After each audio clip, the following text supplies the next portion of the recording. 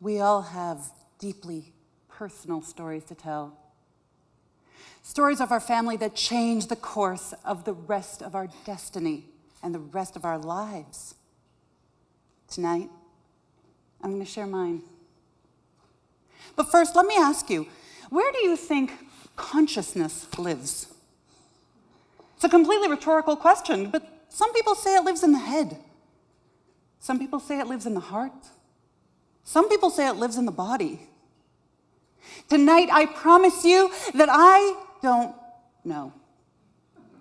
I'm not going to give you the answers, and I may, by the end of this speech, even give you more questions.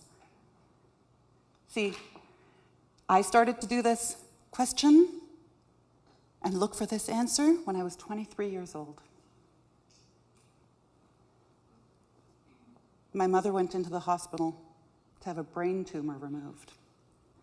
And while the surgery was successful, overnight, there were tragic complications.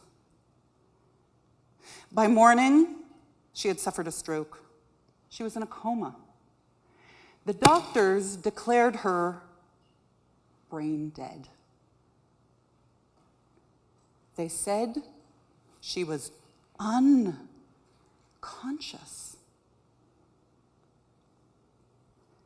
I tried every day when I visited her to sit by her hospital bed. I'd walk in. "Hi, Mom. How are you doing today?" The only way I knew that she was still alive was because the machine kept beeping. Beep, beep, beep. I kept trying. "Hi, Mom. How you doing today?"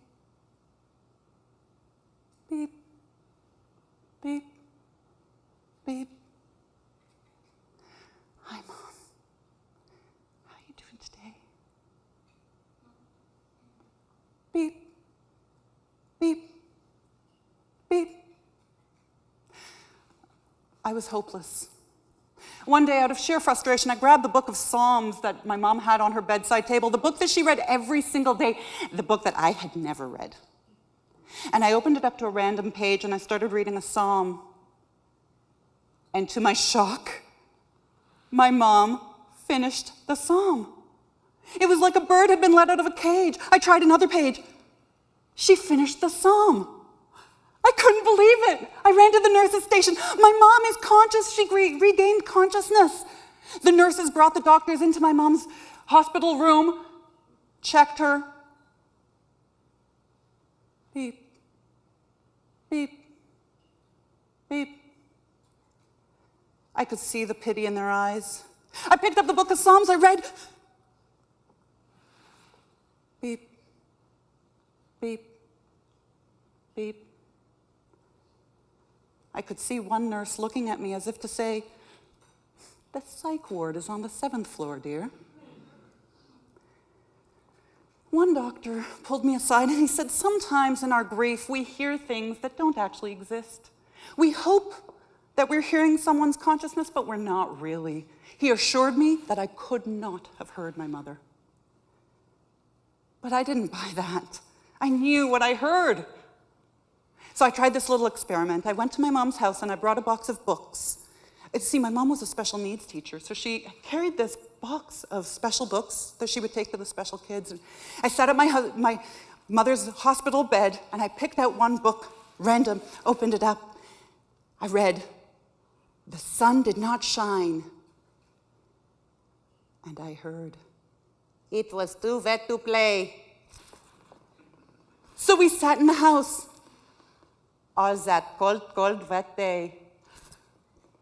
I knew it. I kept going page after page, book after book. And when we finally finished that book, I brought that box of books. I brought more books, my mom's favorites. And when we finished those books, we started having conversations. Not real conversations like this, but conversations in consciousness. Now I know, I get it. I'm not the first person to sit at the side of the hospital bed of a loved one and hope to hear consciousness. I'm not the first one to wonder where consciousness actually lives. And I'm not the last one to hear their child or their parent or their husband or their wife as they're dying, hear those words from them.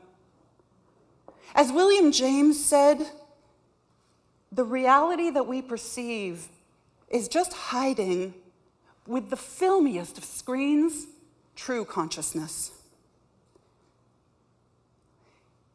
Funny, it took 9 months for my mom to give me life, and 9 more months for my mom to give me the meaning of life. My mom was showing me behind the screen. She was showing me where consciousness lives. She passed away quietly, gently, in the night, 8 days before my 24th birthday. But even after her death, she kept showing me behind the screen, with the flock of birds that flew overhead at her funeral, with the dove that sits on my windowsill, with my daughter who has memories of a life she never lived. So to answer the question, where does consciousness live? Now, I don't know the answer for everybody,